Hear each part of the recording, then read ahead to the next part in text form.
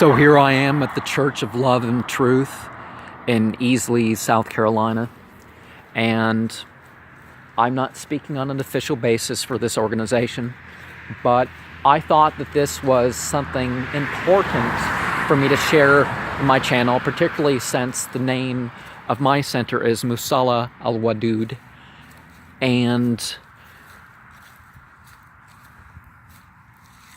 in India, they spoke of 5 levels of love, and there was the servant master, the friend, the parent-child, the spouses, and the socially inappropriate level of love.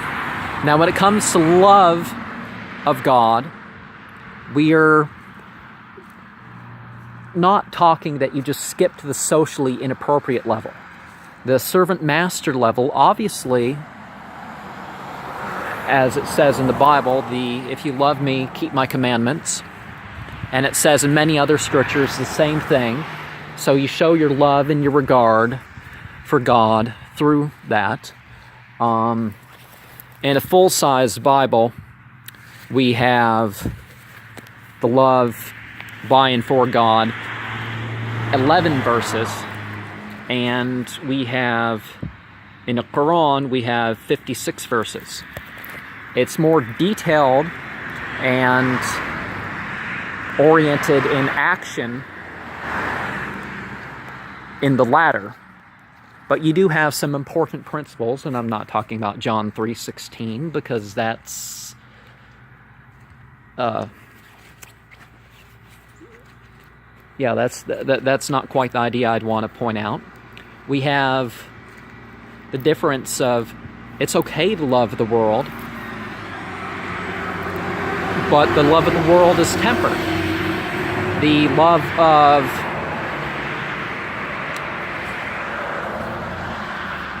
you got the brotherly love, rather than hating your family and your, for God's sake, but it's not, I don't believe in hating beings. And as a non-Christian, I believe in the truth of the Bible a lot more. And the noun factor of love, I certainly believe in that. But again, it's broader reaching. There's more reference to it. And like with these references of if you love God, keep the commandments. If you love God, love is sent one.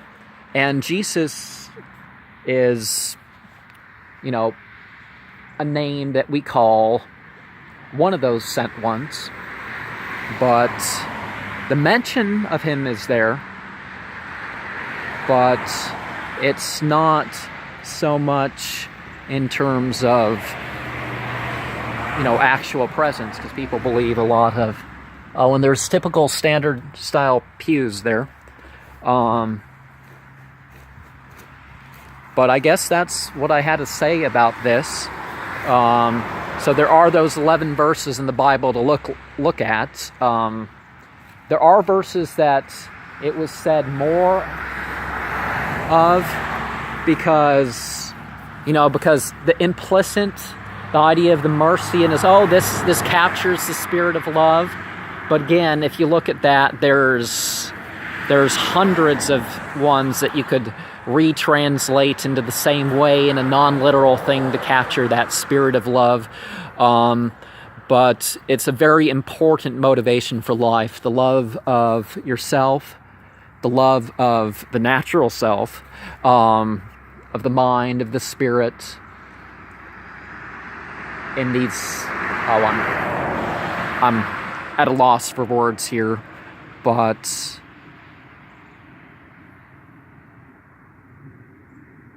we have our 4 motivations: love, hate, fear, and hope.